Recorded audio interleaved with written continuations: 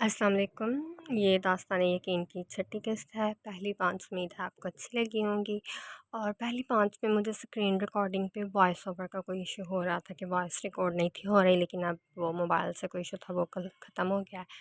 तो अब मोबाइल से वीडियो रिकॉर्डिंग हो जाया करेगी। तो हम छठी किस्त स्टार्ट करते हैं।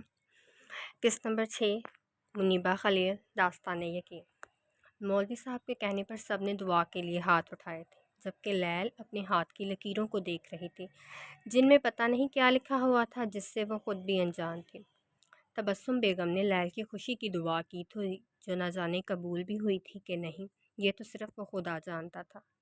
दुआ के मुकम्मल होते ही अलेक्जेंडर ने क़याम और जानी को इशारा किया था।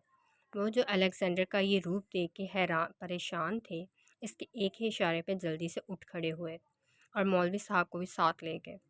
अब कमरे में सिर्फ 3 वजूद रह गए थे, जिनमें से एक के चेहरे पे सिर्फ खुशी थी, एक के चेहरे पे उम्मीद कि सब ठीक हो जाएगा, जबकि तीसरे के चेहरे पे सिर्फ बैरानी थी।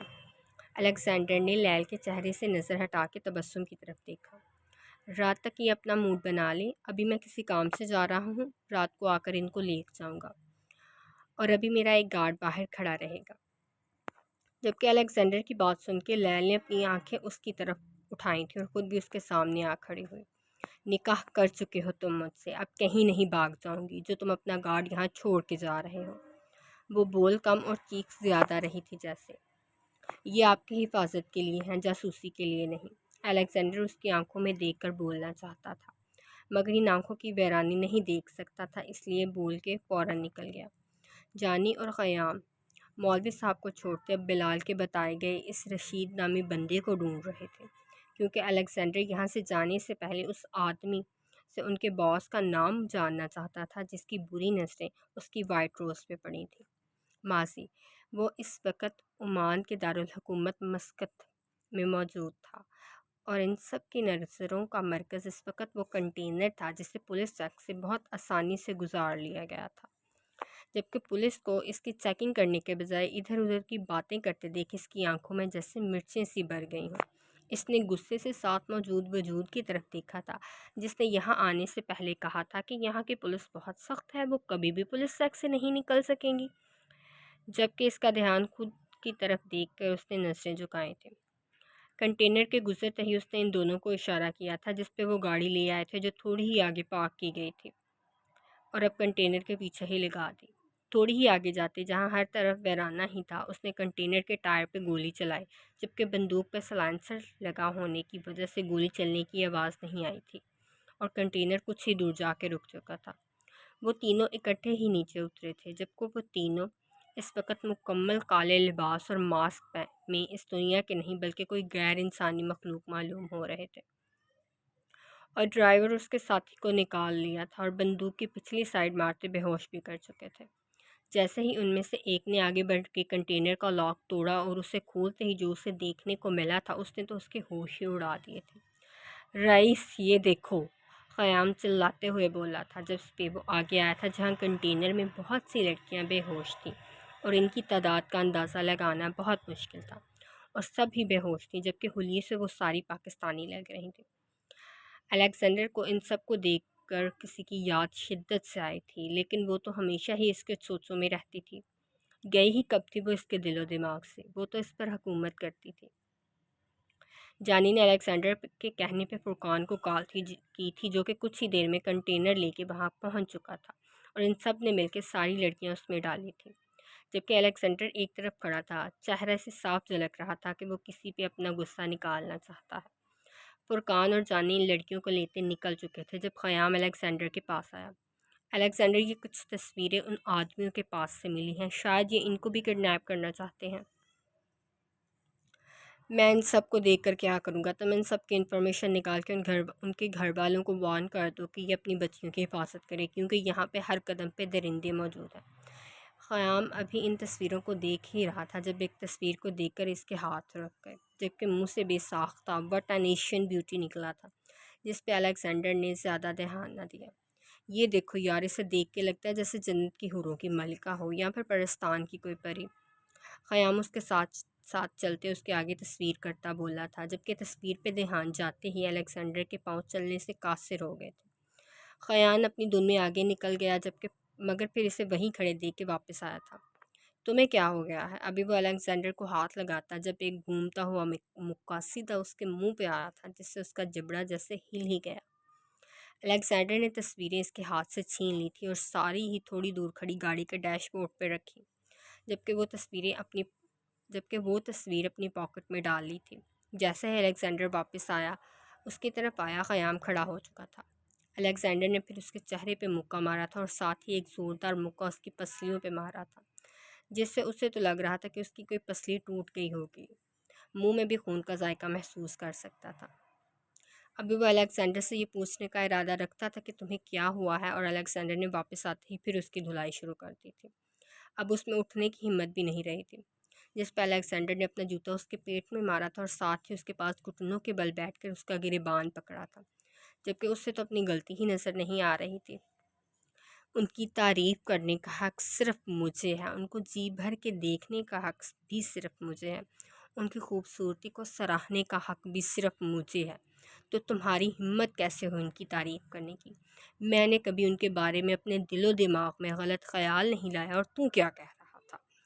الیگزینڈر اس کا سر زور سے سڑک پہ مارتے بولا تھا، جبکہ خیام کا دماغ ہی گھوم گیا تھا اتنی زور سے سڑک پہ لگنے سے۔ انہیں ہمیشہ تمیز سے مخاطب کرنا، مجھے پسند نہیں کوئی ان سے بدتمیزی کرے، خواہ وہ میں ہی کیوں نہ ہوں۔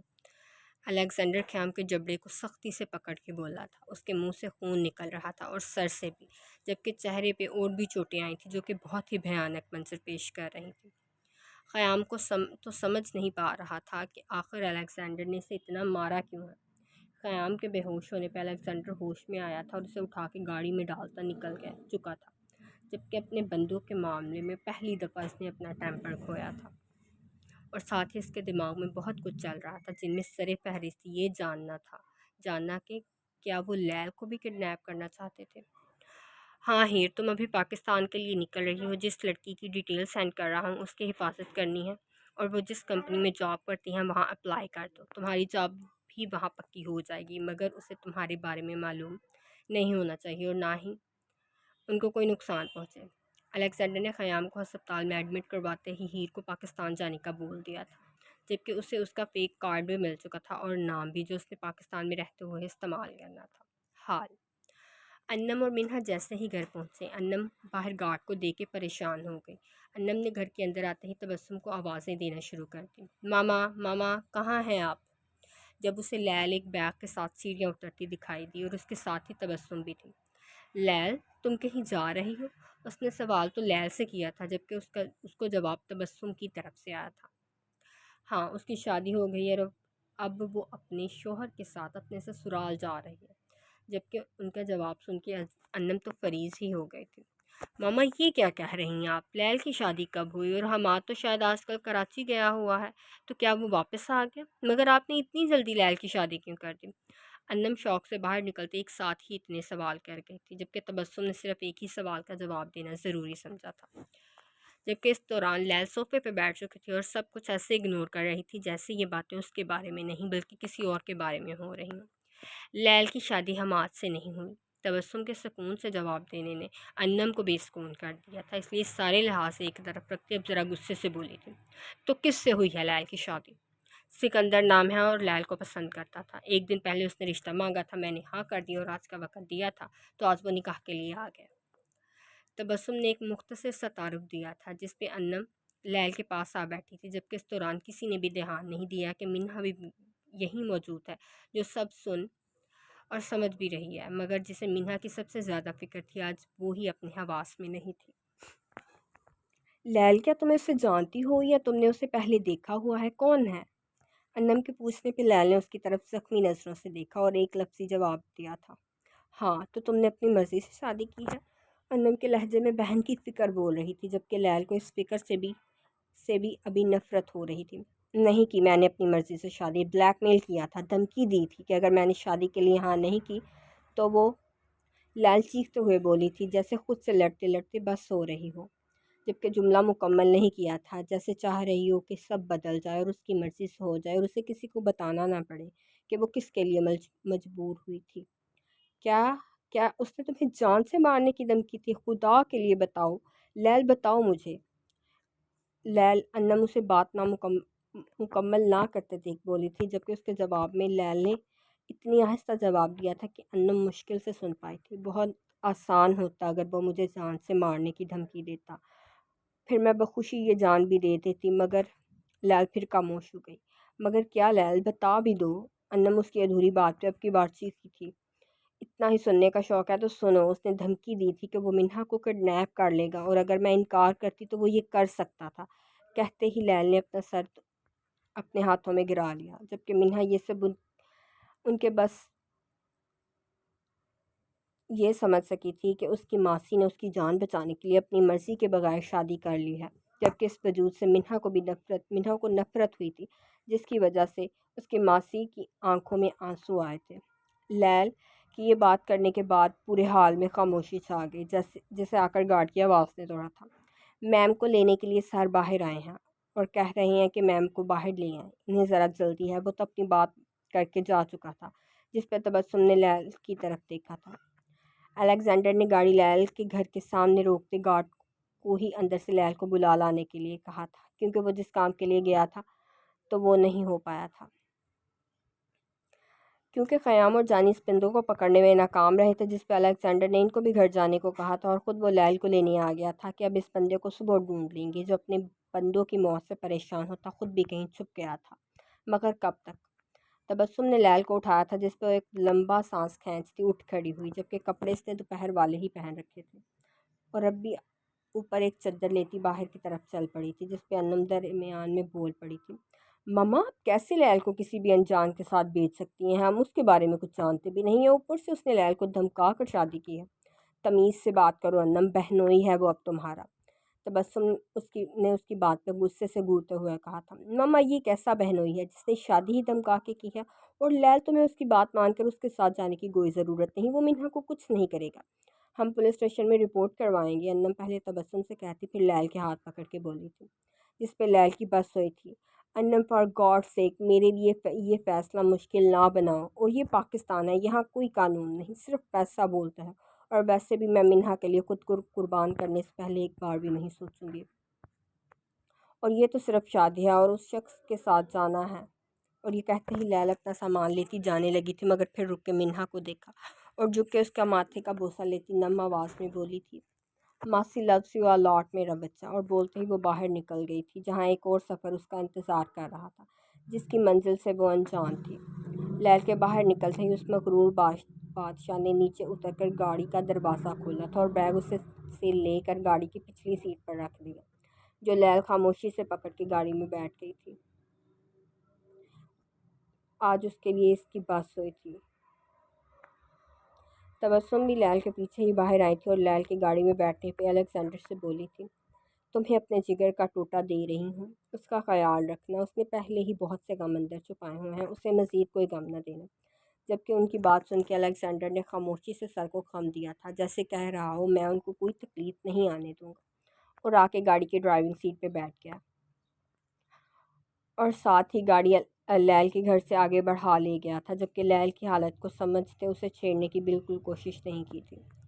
گاڑی کی آنکھوں سے اوجھل ہونے پہ تبسم اندر کی طرف بڑھ گئی تھی، جبکہ اس گارڈ کی ڈیوٹی اب یہاں کی رکھوالی کرنا ہی تھا۔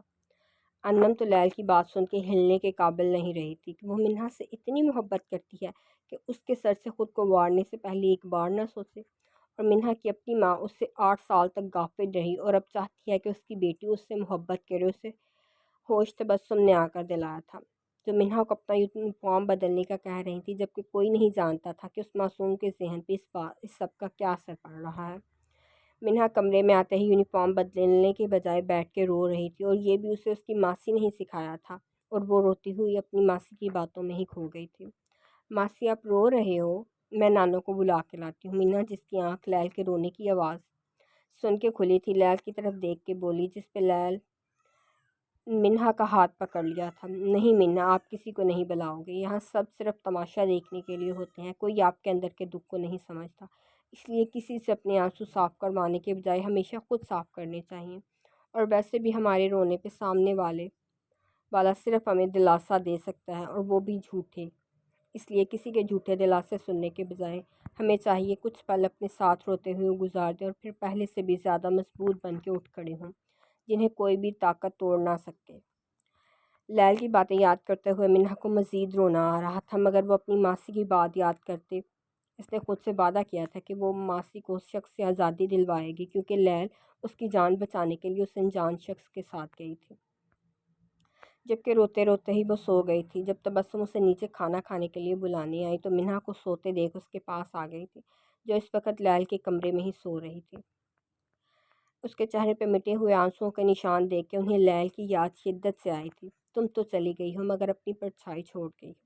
دیکھو اسے بھی کسی کے سامنے رونا نہیں پسند اور نہ ہی اپنے غم بتانا۔ پتہ نہیں اس کی قسمت میں کیا لکھا ہے۔ وہ منہا کو اٹھائے بغیر ہی چلی گئی تھی، کیونکہ وہ نہیں چاہتی تھی کہ ابھی وہ اٹھے۔ اس لیے کوشش کی تھی کہ کوئی آواز بھی نہ پیدا ہو، کیونکہ وہ بھی تو لیل کی طرح نیند کی کچی تھی۔ تبسم نیچے آئی تو انم بیٹھی کھانا کھانے کے لیے تھی، جبکہ دماغ اس کا کہیں اور تھا، جس پہ تبسم نے ایک لمبا سانس کھینچ کے اسے ہلایا تھا، جس پہ وہ ہوش میں آتی اپنی ماں کی طرف دیکھنے لگی تھی۔ ماما، منہا میری بھی بیٹی ہے، مگر ہر دفعہ اس کے لیے قربانی لیل کیوں دیتی ہے؟ وہ منع بھی تو کر سکتی تھی۔ اگر وہ انکار کر بھی دیتی، ماما کوئی اس سے ہاں نہیں کروا سکتا تھا۔ مگر ماما پھر اس نے منع کیوں نہیں کیا؟ کیوں اس نے خود کو قربان کر دیا صرف اور صرف منہا کے لیے، جس کی وجہ سے اس نے اپنا سب سے بڑا خواب بھی چھوڑ دیا تھا اور آج اسی کے لیے اپنی سب سے بڑی ضد بھی چھوڑ دی؟ ماما، میں 8 سال تک اس سے اپنے دل کی وجہ سے غافل رہی، مگر لیل نے اس کے لیے اپنا دل ہی مار دیا۔ ماما، یہ سب قربانیاں تو مجھے دینی چاہیے تھی نا؟ پھر ماما وہ کیوں ماما؟ تبسم نے لیل کی طرف دیکھا تھا، جو ان کے ہاتھ پکڑ کے ان سے سوال کر رہی تھی۔ وہ جانتی تھی اسے پینک اٹیک آ رہے ہیں، مگر اسے سنبھالنا آسان بھی نہیں تھا۔ اب یہ ان کے ہی ذمہ داری تھی اور انہیں ہی نبھانی تھی۔ دیکھو انم، یہ ساری آزمائشیں لیل کے حصے کی تھیں اور اسے ہی ان پہ پورا اترنا تھا۔ اور اگر منہا کی بات کی جائے تو چاہے دنیا کے لیے تم اس کی ماں ہو، مگر جو مقام اس کے دل میں لیل کا ہے، لیل کو حاصل ہے، وہ تم کبھی بھی نہیں پا سکتی، چاہے تم اب کچھ بھی کر لو۔ اس لیے ان سب کو قبول کرو اور لیل کے لیے دعا کرو کہ اللہ اس کے اس سفر میں اس کے لیے آسانیاں پیدا کرے، اور جاؤ سو جاؤ۔ منہا لیل کے کمرے میں ہی سو گئی ہے تو اسے مت اٹھانا، خود بھی میڈیسن کھا کے آرام کرو۔ تبسم جانتی تھی اب اس سے کھانا نہیں کھایا جائے گا، اسی لیے اسے بیچ دیا تھا اور خود بھی لیل کے لیے آسانیوں کی دعا کرتی برتن اٹھا کے رکھتی سونے چلی گئی۔ جانی اور قیام الیگزینڈر کے کہنے پہ گھر آ چکے تھے، جبکہ وہ کہاں گیا ہے اس سے وہ دونوں ہی انجان تھے۔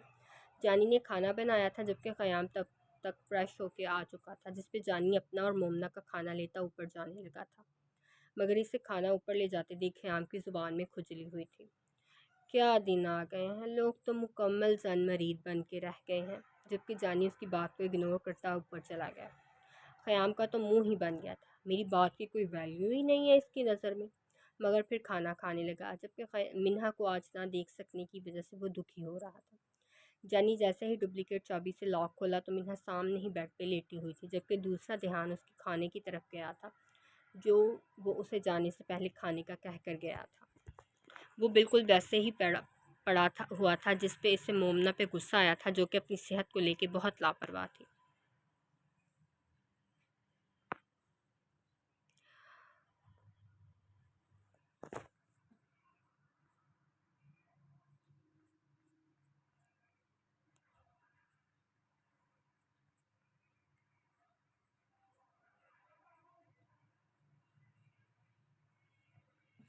جانی غصے سے اس کی طرف بڑھا تھا، جو بیڈ پہ اس کی سائڈ پہ سو رہی تھی، مگر پھر اس کا دھیان مومنہ کے چہرے کی طرف گیا، جو پرسکون سے سو رہی تھی۔ جانی اس کے سر کے دونوں طرف ہاتھ رکھتا اس پہ جھکا تھا، جبکہ اس کی سانسیں مومنہ کے چہرے پہ پڑ رہی تھی۔ بہت بری ہو تم، بالکل بے خیال نہیں رکھتی میری ننھی سی جان کا، جانی اس کی ناک پہ کس کرتے ہوئے بولا، جس پہ مومنہ تھوڑا سا کسمسائی تھی۔ جانی کی سانسوں کی خوشبو کو محسوس کرتے دھڑکنیں بھی تیز ہونے لگی تھی، جبکہ مومنہ کو یوں دیکھتے جانی کو اس کی سانسوں کی طلب ہونے لگی تھی، جس پہ اس نے مومنہ کو ہونٹوں کو اپنی گرفت میں لے لیا۔ جہاں پہلے اس کے عمل میں نرمی تھی، وہیں آہستہ آہستہ ان میں جانی کی شدتیں بھی شامل ہو گئی تھیں، جبکہ اپنی سانس رکنے پہ مومنہ کی آنکھ کھل گئی تھی، مگر پھر جانی کو اپنے اتنے پاس سانسوں پہ قابض دے کر اس نے مزاحمت کی تھی، جس پہ اپنے پیروں کی مدد سے ہی اس نے جوتے اتار پھینکے تھے اور اپنا سارا وزن ہی مومنہ پہ منتقل کر دیا، جس پہ وہ نازک جان تو ہلنے سے بھی قاصر ہو گئی تھی، مگر پھر اپنے ہاتھوں کی مدد سے جانی کو دھکا دینے لگے تھے، جس پہ جانی نے اس کے دونوں ہاتھوں کی انگلیوں سے اپنی انگلیاں الجھا دی تھیں، مگر مومنہ سے دور ایک سیکنڈ کے لیے بھی نہیں ہوا تھا۔ اپنی بے بسی پہ مومنہ کی آنکھوں سے آنسو نکلنے لگے تھے، جبکہ مومنہ کو روتے دیکھ جانی پیچھے ہوا تھا اور کروٹ بدلتے مومنہ کو اپنے اوپر کر لیا اور ساتھ ہی اس کی شرٹ کی زپ بھی کھول دی تھی اور ساتھ ہی اس کی شرٹ کو کندھوں سے سرکایا تھا۔ جہاں اپنی شرٹ سرکتے محسوس کر مومنہ کی جان ہوا ہوئی تھی، وہیں جانی نے اس کے کندھوں پہ جگہ جگہ بوسے دینے شروع کر دیے تھے، جن میں صرف شدت تھی، مگر پھر گردن اور کندھے کے درمیان ایک تل دیکھ کر جانی کی پیاس اور بڑھ گئی تھی، جبکہ اس سے اس تل سے جلی سی ہونے لگی تھی اور اپنی دانتوں کی مدد سے وہاں ہلکا سا کاٹا تھا، جبکہ اس دوران جانی نے مومنہ کے ہاتھ بھی چھوڑ دیے تھے، جبکہ اپنی جلد میں جانی کے دانتوں سے کاٹتے دیکھ اس نے زور سے رونا شروع کر دیا تھا۔ پتہ نہیں ایسی کون سی تشنگی تھی جانی کو جو آج بھر ہی نہیں رہی تھی، اور مومنہ بیچاری کی جان مشکل میں آ گئی تھی۔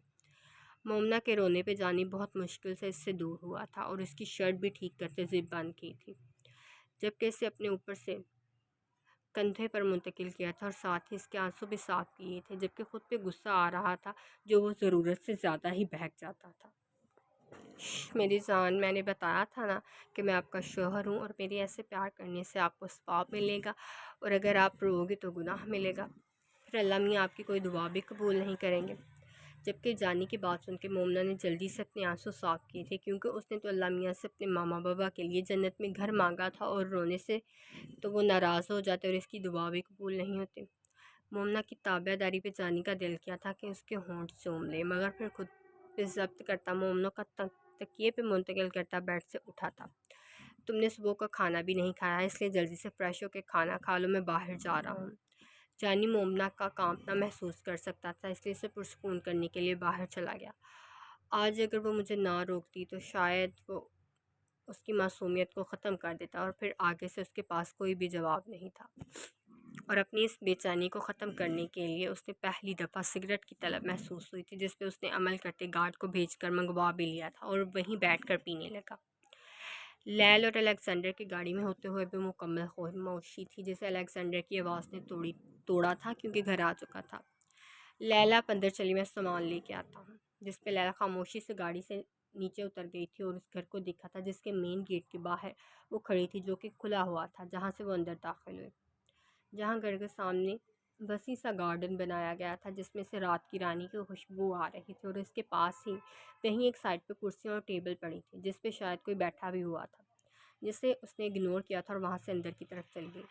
گھر کا دروازہ بھی کھلا ہوا تھا جس سے وہ اندر داخل ہوئی تھی، مگر فی الحال میں پڑے صوفوں میں سے ایک پہ بیٹھ گئی اور چاروں طرف دیکھنے لگی، جہاں نیچے 4 کمرے بنے ہوئے تھے اور ان میں سے ایک شاید کچن کا تھا، اور وہیں تھوڑا دور سیڑھیاں بنی تھی، شاید اوپر بھی کمرے تھے، چونکہ اسے نہیں پتہ تھا کہ کس کمرے میں جانا ہے، اس لیے وہیں بیٹھ گئی تھی۔ الیگزینڈر جیسے ہی لیل کا سامان لے کے اندر آیا، اسے گارڈن کی چیئر پہ بیٹھ کے کوئی اسموکنگ کرتا نظر آیا تھا، جس پہ وہ اس کی طرف آ گیا، مگر پھر وہاں جانی کو اسموکنگ کرتے دیکھ اسے انتہا کا غصہ آ رہا تھا، کیونکہ اس طرح کی حرکتوں کی توقع وہ قیام سے تو کر سکتا تھا، مگر جانی سے نہیں۔ جانی جو اپنی طلب پوری کرنے کے لیے بیٹھا تھا، اپنے اوپر کسی کی نظروں کی تپش محسوس کرتا اپنے پیچھے دیکھنے لگا تھا، مگر پھر وہاں رئیس کو کھڑے دیکھ کے اس کی آنکھیں کھل گئی تھیں، اس لیے جلدی سے سگریٹ اپنے پیر کے نیچے مسلتا اٹھا تھا، جبکہ ایک زوردار تھپڑ اس کے منہ پہ لگا تھا جس نے اس کا دماغ گھما دیا تھا۔ اگر اتنا ہی شوق ہے مرنے کا تو مجھے بتاؤ، وہ جانی کو گھورتے ہوئے بولا تھا۔ سوری رئیس، تو بس اس کی طلب ہو رہی تھی، تو جانی شرمندگی سے سر جھکا کے بولا، جبکہ الیگزینڈر کا دل کر رہا تھا ایک دو اور لگاتے اس لیے، مگر پھر سارا معاملہ سمجھتے بولا تو لہجہ بالکل ٹھنڈا تھا۔ جانی، وہ ابھی بچی ہے، اور اتنا کہتے ہی وہ جا چکا تھا، جبکہ جانی اس کے لفظوں کی گہرائی سمجھ چکا تھا، کیونکہ یہ ہیر نہیں تھی، یہ رئیس تھا، جسے اپنی بات سمجھانے کے لیے صرف ایک جملہ ہی بہت تھا، اور جانی بھی اس کے پیچھے ہی اندر چلا گیا تھا، جبکہ سگریٹ کا پیک وہاں سے کچھ دور کھڑے گارڈ کو باہر پھینکنے کے لیے دے دیا تھا۔ یہ تھا 5واں ایپیسوڈ، امید ہے یہ بھی آپ کو پسند آیا ہوگا، اور مزید ایپیسوڈز کے لیے بنے رہیے، اور اس میں آئی تھنک سو آپ کو اگر خود پڑھنا ہو تو اس کے لیے بھی آسانی رہی ہوگی۔ اللہ حافظ۔